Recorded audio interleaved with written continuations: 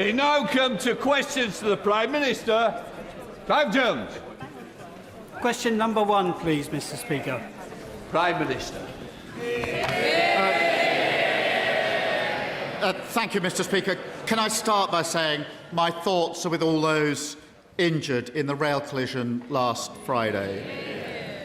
I was deeply saddened to learn of the death of the driver of the Corby to St Pancras train. His family have requested privacy, and we should all respect that. I send my deepest sympathies to them at this awful time. My thoughts are also with those injured in the appalling attack in Edinburgh, which appears to be motivated by anti-Muslim hatred. Mr. Speaker, let's be clear, in this country, an attack on one of us is an attack on all of us. We will not stand for it, and the perpetrator will face the full force of the law.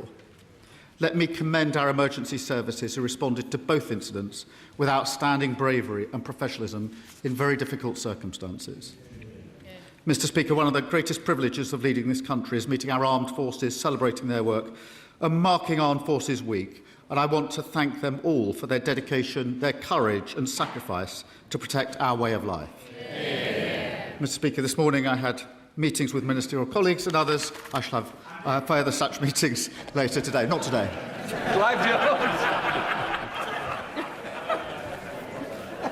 Thank you very much, Mr. Speaker, and can I associate myself with the Prime Minister's remarks? Prime Minister, the National Cancer Plan is something that your government can be really proud of. Cancer patients in Wokingham and across the country cannot afford for it not to be implemented or regularly updated. Will the Prime Minister leave a lasting legacy and support my Cancer Private Members Bill to ensure that future governments remain accountable for delivering its targets and ambitions? Well, can I first recognise his personal experience and pay tribute to his campaign? I'm incredibly proud of the National Cancer Plan, which sets out how we're ending the postcode lottery with more cancer specialists, paying the travel costs of children travelling for cancer care, and investing in technology to drive research into rare cancers. Thanks to our record investment in the NHS, we've the shortest waits for cancer diagnosis on record.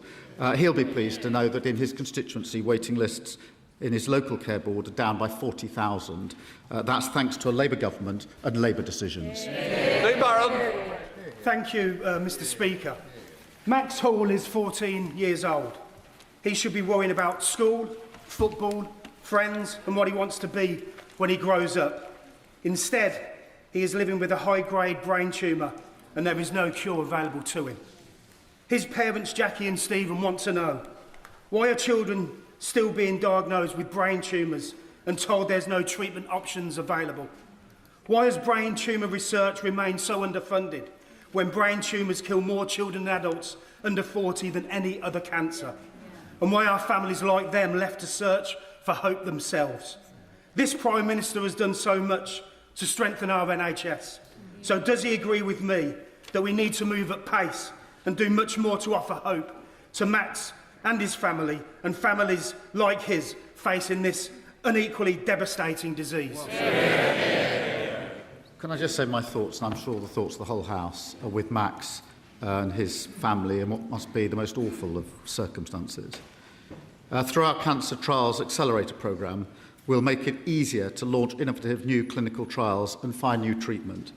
And for people like Max, that will mean make young people's cancer a research priority, make clinical trials more accessible, and pay for his travel costs for care. I hope that comes as some comfort, but as a parent, I can't imagine what his family are going through, given the circumstances that he faces. And I know that a minister would be happy to meet Max and his family. Leader of the Opposition, Kemi Bednall. Thank you, Mr. Speaker. And can I associate this side of the House with the Prime Minister's remarks on the horrific train crash, the attacks in Edinburgh, and, of course, Armed Forces Week? I want to start by congratulating the Prime Minister. He's the other party leader who won a by-election last week. Although I think I'm much happier with my new MP than he is with his. 2 weeks ago, Mr. Speaker, 2 weeks ago, the Prime Minister told the House that the government was funding defence and everything was under control. The very next day, the Defence Secretary resigned, saying the Prime Minister was unable and the Treasury unwilling to fund the defence of our country. What changed? Well, Mr. Speaker, she references the by-election. I'm very pleased with our new Member of Parliament. Can I also say to her, in Gorton and Denton, the Tories got 1.9% of the vote. Can I congratulate her, because in Makerfield, they got 2.2% of the vote. Just edging past Count Binface. She says they're winning everywhere. At that rate, it'll take them 500 years to get back into power. Mr. Speaker, meanwhile, back on these benches, we've delivered the biggest sustained boost to defence spending since the 1980s. That's £270 billion over this Parliament. That, Mr. Speaker, is a record. The Defence Investment Plan will take that even higher. That's about facing the future. We'll finalise the plan with the Defence Secretary and we'll have it published before the NATO summit. Mr. Speaker, I think the Prime Minister forgot to mention that in Aberdeen South we got 50%. And he says that he's funding defence. The truth is, he wouldn't be in this mess if his Chancellor had found money for the Defence Investment Plan. The Prime Minister gave her the second most important job in Britain. She was the first female Chancellor. She lives next door to him, but wouldn't even come out to stand by him during his resignation speech. She was too busy getting ready for a selfie with the new leader. Does the Prime Minister feel let down by his Chancellor? This is the Chancellor who ended austerity inflicted on our country for 14 long years. This is the Chancellor who got the economy growing, Mr. Speaker. She doesn't normally want to talk about the economy. That's because in the first quarter of this year, the UK had the fastest growing economy in the G7. Our growth was upgraded by the IMF and the OECD. Last week, unemployment was down. Inflation was better than better. That is because with this chance, we have the right economic plan and we can weather the global storms in the war that she wanted to jump into. Mr. Speaker, they're cheering so loudly. If it's all going so fine, why is he resigning? The fact is, she did let him down. She's the one who snatched the winter fuel payments. She's the one who announced a disastrous budget that killed economic growth. And because of her, once again, a Labour Prime Minister is leaving office with unemployment higher than when he came in. But the Chancellor isn't the only person who let him down. The Energy Secretary is putting up bills and killing jobs. He was, he's not here, is he? He was a failed Labour leader, rejected by the electorate, brought back from the wilderness by this man, and when the going got tough, he jumped into bed with the Mayor of Manchester. It's not the first time he's betrayed someone close to him, is it? But does the Prime Minister think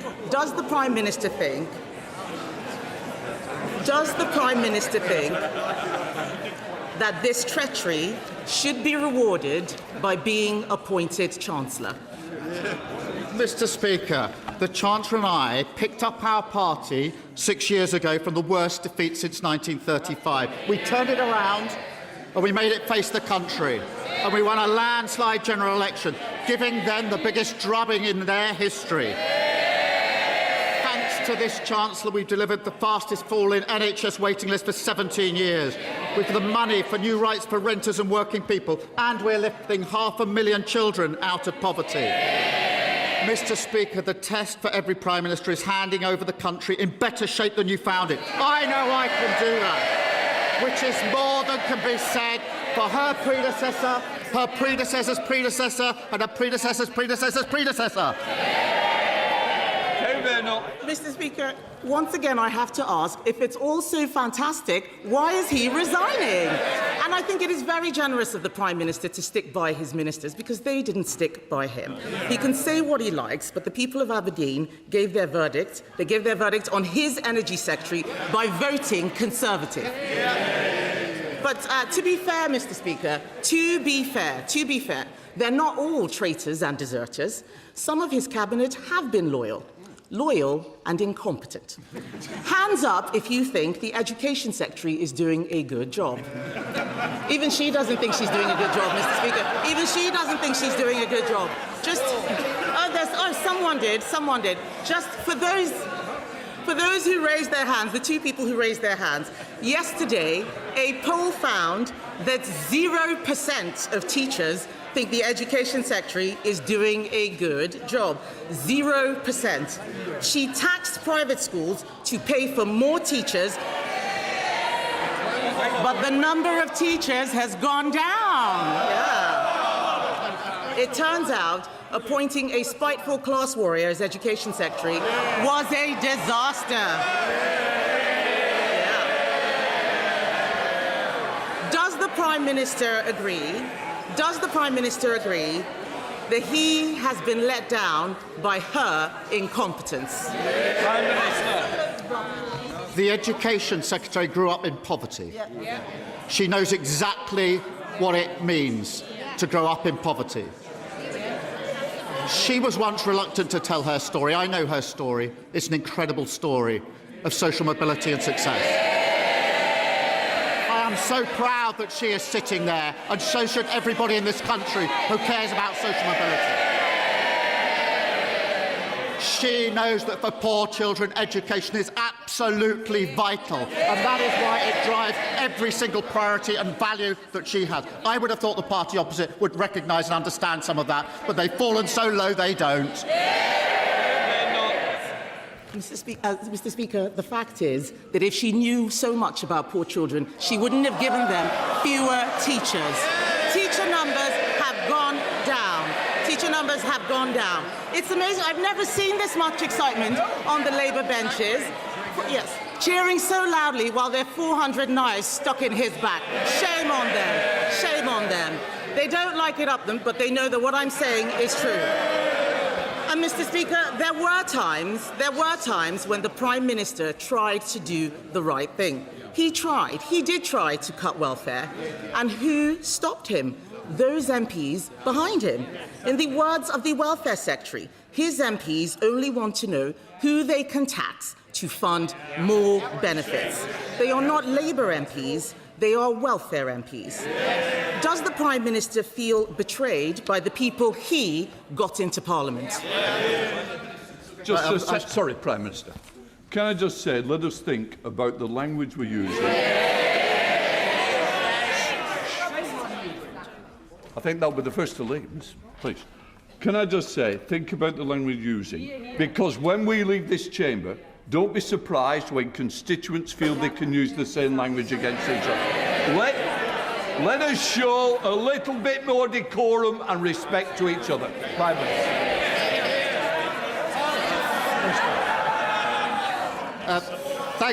Thank you, Mr. Speaker. I was trying to do all of this with as much good grace as I could, but I shall certainly miss these exchanges. I'm very proud of every one of our MPs who, with a landslide Labour victory, coming from all different backgrounds, from all different places across the country. We inflicted the biggest loss on the Tory party opposite in the history of their party. We picked up our party, we turned it around. We had to address what went wrong. We turned it around. We won a landslide victory. She won't even address or even talk about their failure after 14 long years. Can we bear or not? Mr. Speaker, he is the one who is resigning because of his MPs. There's no point trying to distract from it. And let's be honest, Mr. Speaker, the Prime Minister has made many mistakes. Otherwise, he wouldn't be going. But he has also been let down. I'm only saying what his staff have been briefing. He has been let down by an energy secretary who is killing industry, let down by a chancellor who is killing jobs, let down by backbenchers who don't understand that government is about tough choices. He U-turned again and again and again to appease them, and now they've abandoned him. And what for? A pair of eyelashes and a black T-shirt. Isn't the truth that whoever is in charge, Mr. Speaker, isn't the truth that whoever is in charge, the real problem is the Labour Party? Mr. Speaker, 2 years ago, I walked into Number 10 and found a broken economy, broken public services and broken trust in politics. Because of our decisions, my decision, the country is moving in the right direction, a stronger and a fairer Britain, ending austerity, investing in our public services, the fastest fall in NHS waiting lists for 17 years, more rights for workers, more rights for renters, standing with Ukraine, Britain's reputation restored and 500,000 children being lifted out of poverty. Change promised by a Labour government, fought for by a Labour government, change delivered by a Labour government. Thank you, Mr. Speaker. My Hendon constituency is proud to sit at the heart of the UK's largest Jewish community in the London Borough of Barnet. But today, many of my constituents, many of that community, are living in fear. In northwest London, in recent months, we have seen Jewish charities firebombed, synagogues attacked, Jewish people stabbed in the street, and all that against the backdrop of a daily drumbeat of abuse and intimidation. I know everyone on these benches is determined to defeat this despicable hatred, and I welcome the action the government is taking to root out the poison of our anti-Semitism. Can the Prime Minister tell this House what the government is doing, not only to protect the Jewish community in Hendon and Barnet, but to make sure we can live full and proud Jewish lives free from fear? Well, I thank him for his question. Anti-Semitism is a poison. And that is why I drove it out of the Labour Party. In government, we're acting to drive it out of society. New powers to ban repeated protests, new plans to root anti-Semitism out of our schools, universities and the health service, and new prescription-like powers to clamp down on malign state activity which incites hatred and violence. And we will take further steps. I'm proud to lead this tolerant, decent country and will always fight for the security, safety and freedom of British Jews. Sir Ed Davey, Leader of the Liberal Democrats. Thank you, Mr. Speaker. Can I associate myself and my party with the Prime Minister's remarks about the horrifying train crash in Bedford and the appalling attacks near a mosque in Edinburgh? Our thoughts and prayers are with the victims and their families. And can I mention, Mr. Speaker, today's review of Nottingham's maternity services, which is truly shocking.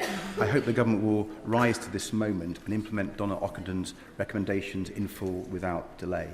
Mr. Speaker, can I also recognise how difficult it was for the Prime Minister to make the statement he did on Monday? It's an important reminder, as we debate issues robustly in this House, that we are all human, and it's something that everyone should remember.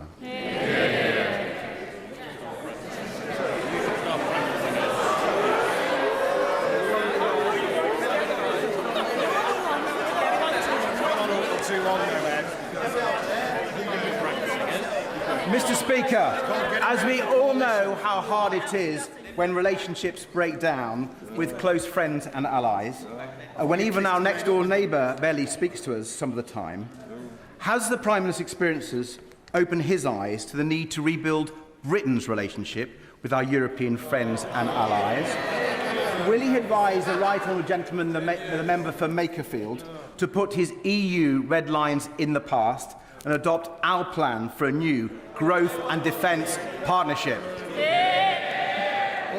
Mr. Speaker, I'm very proud of the fact that we've reset our relationship with the EU and we're bringing it closer together. That is in the best interests of our country, and I know he understands that. And I know that, like me, he's been reflecting on his own career. Given that he had revelations, he turned down a job with MI6. I think the whole House will be wondering what might have been. 00 Davy. Sir Ed Davey.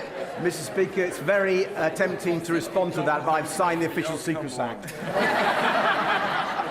But I have to say on Europe, when history looks back at the Prime Minister's time in office, I fear that clinging to those old red lines will be judged a mistake. But, Mr. Speaker, moving on, as we swelter through this dangerous heat wave, we see the damage caused by extreme weather and climate change. Schools closed, travel chaos, lives at risk, massive costs to our economy and society. And with our Met Office already warning that future summers will regularly break 40 degrees at even greater human and financial cost, Is he alarmed that some parties in this House still follow Donald Trump with policies to send temperatures soaring even higher? So will the Prime Minister warn his successor not to listen to Conservative and Reform voices and instead back our plans to cut bills and tackle climate change? Can I thank him for raising climate change, because it is one of the most significant challenges of our time, and the weather today reminds us just how important it is. And it used to be common ground across this House, actually, that climate change was the generational challenge, and common ground that the UK should be a leader globally on it. And I remember not so long ago the party opposite leading in the COP summit, something that we were able to support. It is a shame that in order to chase reform votes, they've changed their mind, and we haven't got that consensus across the House. But I will always maintain that we must be global leaders on climate change, and we always will be. Thank you, Mr. Speaker. This morning, a mature street tree fell on my house. No one was hurt, but it is another reminder of the results of this extreme heat that we're facing. Today is the hottest June day ever on record. Extreme heat and flooding are becoming more normal, and the government need to stay ahead of this, in our homes, in our workplaces and in our farming. As Chair of the Environment APPG, I'm conducting an inquiry into government preparedness. Can the Prime Minister tell the country what actions he is taking to step up our resilience? Well, thank you for a question, and it's clear that severe heat waves are evidence that climate change is impacting our country. And we've been working, Mr. Speaker, to coordinate the response, and I urge people to follow the guidance from the Health Security Agency. We're making our country more resilient for the future by modernising building regulations so homes are cooler and better ventilated, building 9 new reservoirs to protect water supplies, and investing record amounts in flood defences and sustainable farming. While Labour is doing that, Tories and Reform want to rip up the Climate Change Act. That is the wrong approach for our country. Ms Savile Roberts. Diolch yn fawr iawn, Lefarydd. The end of the Prime Minister's premiership comes close on the heels of the end of Labour's 100-year dominance in Wales. People simply didn't feel that his party stood up for them, and it's irrefutable that this too is part of the Prime Minister's legacy. There is a tradition, I believe, of leaving notes on desks for successors. So, will he leave a useful note to the incoming Prime Minister that respect and understanding go a very long way, and that democratic choices, including those of devolution, can't be dismissed?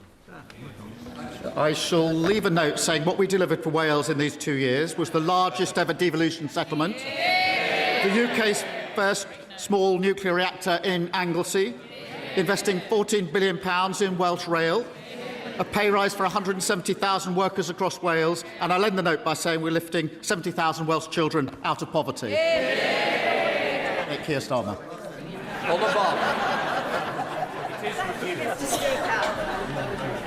My constituent, Jake McGregor Howe, a 16-year-old with everything to live for, has been diagnosed with Friedreich's ataxia, a rare neurodegenerative condition which is cruel and swift-acting. The average life expectancy of people diagnosed is just 37. Despite the NHS's founding principle being that care should be based on clinical need, not ability to pay, Jake's father is crowdfunding to pay for treatment in Germany with a new drug, omavaloxolone, which has received clinical approval here but is not available through the NHS. Assessment by NICE has stalled. The condition is not classed as an ultra-rare disease, yet is rare enough that any drug to treat it will struggle to meet NICE cost-effective criteria. So the family constantly have to raise enough money to pay for each round of treatment. And shockingly, Jake has recently undertaken a PIP assessment and been turned down for much-needed support. Families should never have to crowdfund for treatment abroad for a life-threatening disease. So will the Prime Minister arrange for me and other colleagues who have constituents with this cruel condition to meet the Health Secretary and discuss a way forward? Can I start by sending my best wishes to Jake and his family? The changes we've made to the way NICE evaluates medicines is already increasing access to innovative new medicines. I will make sure that she gets the chance to meet the Health Minister to discuss Jake's case and the related issues. Sir Desmond Swin. Mr. Speaker, I hope there's still time in which the Prime Minister will be able to enlighten his party as to the moral of the cautionary tale of Jim, who ran away from his nurse and was eaten by a lion. Well, can I thank the right honourable gentleman? He's always most generous. And, Mr. Speaker, I'll never forget that just a few years ago I went on holiday in his constituency with my family, and I was in the kitchen of the place we were renting when somebody leant through the open door, and it was the right honourable gentleman with a bottle of champagne saying, "Welcome to the New Forest." And then he took time to speak to my family, including my wife's elderly father, and to my children. I thank him for his generosity. Paula Hamilton.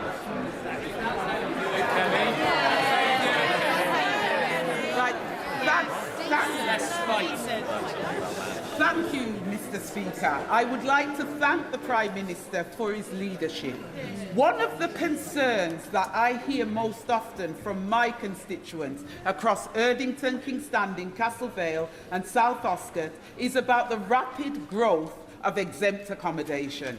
Properties refused HMO licences in my constituency and across Birmingham are opening anyway as exempt accommodation, with very little scrutiny, which undermines local community and decision makers.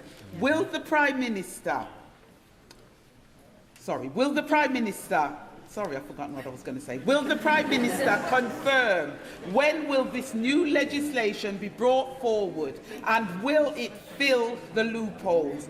Also, will this legislation and its regulations be applied retrospectively so that communities like mine are protected? Can I thank her for her question? And everyone deserves a safe place to call home. The Housing Secretary has the power to introduce locally led licensing and will consult on these regulations in the summer. Under our proposals, national standards for supported housing will be enforced by local authorities. I'm proud of the action that we've taken to back renters, abolishing Section 21 evictions, expanding the Decent Home Standard and Awab's law to cover the private rental market. Jack Rankin. Mr. Speaker, the first duty of His Majesty's government, indeed the Prime Minister's first duty, is the defence of the realm. The Prime Minister is not responsible for the worsening geopolitical situation, but he is responsible for this country's reaction to it. It is imperative that we can outline to our allies at the Ankara NATO summit early next month how we will meet that situation. There were reports yesterday that he is being pushed to delay again the Defence Investment Plan by the new member for Makerfield's Outriders. Will he confirm to this House that he will push ahead with its publication, confirm that it is fully funded to the level the Chief of Defence Staff said is required, and not to the level his former Defence Secretary resigned over, and in doing so, fulfil his first duty to defend the realm? That's the first duty the last government spectacularly failed at, because they hollowed out our armed forces. We've already delivered the biggest sustained boost in defence spending since the 80s. That's £270 billion over this Parliament. We will increase that with the Defence Investment Plan, which will be published before the NATO summit. Rachel Hopkins. Thank you, Mr. Speaker. Following last Friday's train collision south of Bedford, the emergency response from Bedfordshire Police, British Transport Police, Bedfordshire Fire and Rescue Service, the East of England Ambulance Service, Magbas Air Ambulance and other counties' air ambulances, our local NHS hospitals and, of course, railway staff. Their response was swift, professional, compassionate in supporting those who were impacted, especially in such distressing circumstances. This was public service at its best. Will the Prime Minister join with me in thanking all of those involved for their outstanding work in the aftermath of this tragic incident? Can I thank her and the thoughts of the whole House with the family of the driver who lost his life and those that were injured, some of them extremely seriously. Mr. Speaker, on Saturday, I spoke to the CEO of the East of England Ambulance Service to thank his team for their professionalism in responding. and we talked through the nature and the scale of the challenge that they faced in relation to that crash. They were outstanding in the most difficult of circumstances. And by the time I called him on Saturday morning, he assured me they were all back at work and they were all back on duty, dealing with whatever else might happen that weekend, having delivered those that needed to be delivered to the hospitals. I found that humbling. And it is a real tribute to those that responded, as they always do, including, I must say, the local community in this case. But I also want to thank the brilliant NHS staff who are still caring for those who are seriously injured. Speaker, my children, like million others, are kicking every ball of the England World Cup campaign. But I, as a parent, are really concerned about their security in this country, along with other Muslim parents. Let me explain why. When a Sikh lady got raped in Warsaw, the perpetrator repeatedly called her an effing Muslim bitch. Whilst there was no condemnation from the Minister from the dispatch box, no outcry from members in this chamber who openly call out these matters when the perpetrators are of a different colour. When we had the Unite the Kingdom march calling openly for the expulsion of Muslims in this country, there was no ministerial statement condemning such statements. When this weekend we had 5 members of the Muslim community stabbed on the streets of Edinburgh, there was no ministerial statement of condemnation, no Cobra meeting and no solidarity. Can I ask the Prime Minister, what does this silence say to my children as they wait with abated breath for Harry Kane to bring it home? I want his children to feel safe in this country, and I will do everything to make sure that they are. We will all fight anti-Muslim hatred with everything that we've got. An attack on one is attack on all of us. That is what I said at the top of PMQs, and I hope he heard it. In Labour. Mr. Speaker, the coal industry social welfare organisation CISWA. It's a miners' charity that was established in the 1920s to support the miners in their communities. It's carried out some incredible work with some incredible employees, but the current leadership team is increasingly detached from its founding principles. Miners' welfare, sporting facilities, community facilities have been allowed to rot, they've been allowed to close with little or no support from CISWA, the charity. And at the same time, CISWA has amassed £30 million in the bank. 30 million, Prime Minister. Does the Prime Minister agree that it's time that the charity faced not only a Charity Commission inquiry, but also a serious reform into the policies, the practices and finances, and should benefit the former mining communities it was founded to serve, instead of constructing a £30 million ivory tower for the future? Can I thank him for raising this important issue? I know members across the House have raised issues with the organisation directly. It is imperative that these communities are listened to. I understand that the Charity Commission has opened a compliance case. I'll get that confirmed for him. I'm proud that this government has stood up for mining communities, including ending the injustice of coal pension schemes, increasing the pensions of over 150,000 former British coal employees, and I thank him for raising this case. Thank you, Mr. Speaker. US big tech has exploited us for far too long. So I'm delighted that the Met Police followed my advice and pushed Apple and Google to implement the stolen handset blacklist, curbing resales and cutting mobile theft by almost half. Likewise, does the Prime Minister agree it's time to stand up to social media companies and reclassify them from platforms to publishers, holding them responsible for the harmful and addictive content that they recommend, promote and profit from? Well, Mr. Speaker, I thank him for his question. He will have seen the action we're taking in relation to social media. The social media ban for under-16s, which has been welcomed by families across the country, strengthening the Online Safety Act to tackle intimate images, abuse and cyber flashing, and closing loopholes in chatbots, and taking on Grok. But there's more to do. Thank you, Mr. Speaker. In Aldershot and Farnborough, thanks to this Labour government, this week, we are bringing the National Armed Forces Day celebrations back to the home of the British Army. Yay. But in a week when we salute those who have served and are serving our country, elderly Gurkha veterans were assaulted in the park by our war memorial and told to go home. Will the Prime Minister and the House join me in standing against this despicable attack and commend the heroism of our Gurkhas? And does he agree with me that now is the time to resolve the long-standing issues on Gurkha pensions, as we have been working towards, because the Gurkhas have given so much for our country? Can I thank her for her question? She's a great champion for our armed forces, and the fact that the national celebrations are returning to Aldershot this week are a testament to her campaigning. The racist attack she describes is utterly disgraceful, and I condemn it, and I hope the whole House will condemn it. We stand with our Gurkhas, who have made an incredible contribution to our armed forces and continue to do so. Mr Speaker, on Gurkha pensions, ministers have met her, veterans and the Government of Nepal for constructive discussions.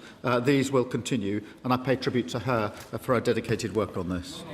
Thank you, Mr Speaker. Can I start by wishing Scotland well tonight in their match against Brazil?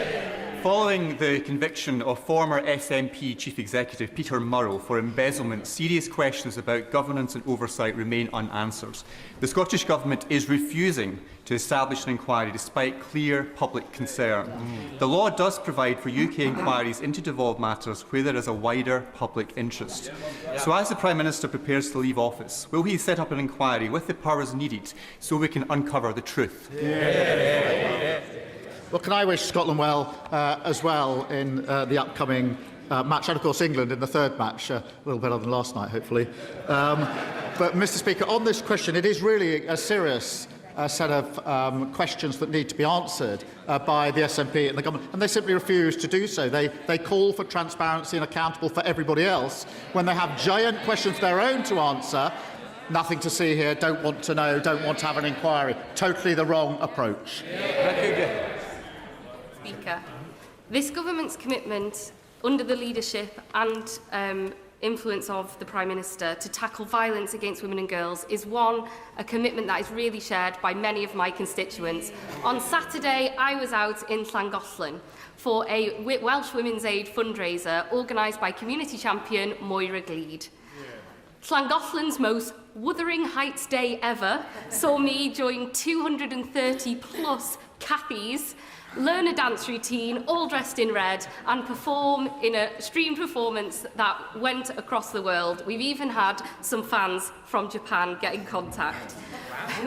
I know, thank you. Will the Prime Minister join me in recognising the hard work of Moira, her daughter Rowena, and all of the organisers, volunteers, and importantly, the performers for making this really important event happen?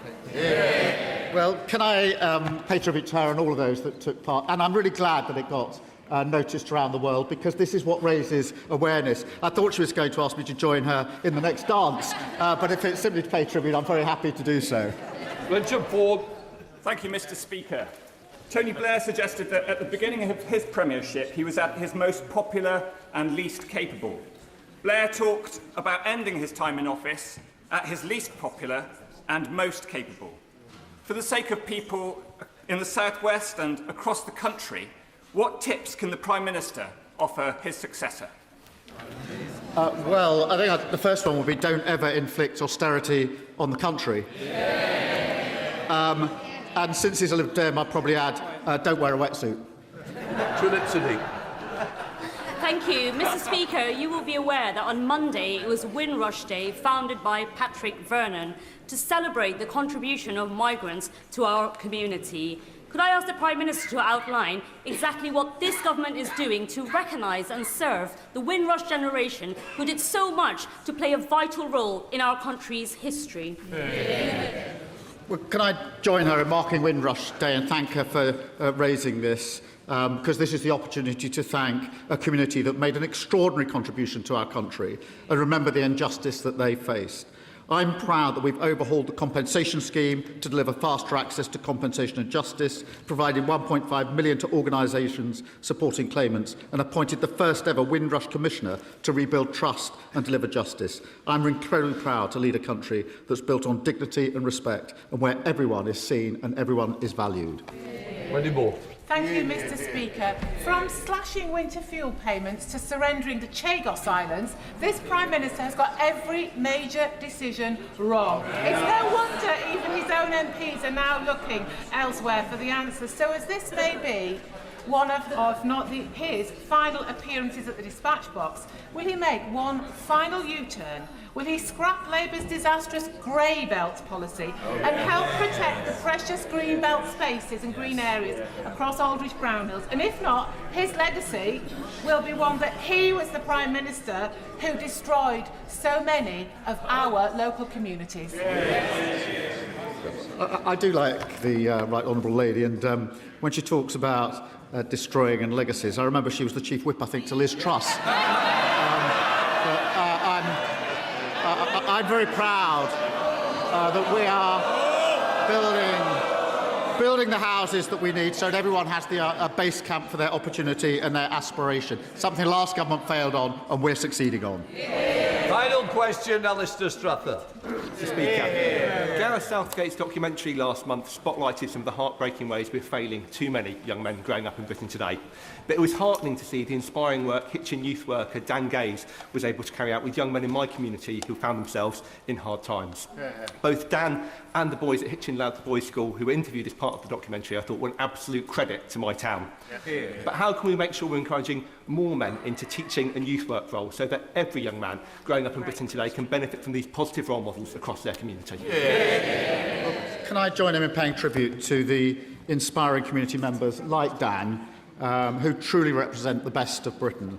Having an inspiring role model is vital for young men, and that's why we're investing £500 million in our National Youth Strategy, which includes launching 50 new young future hubs, creating more mentoring and youth worker opportunities.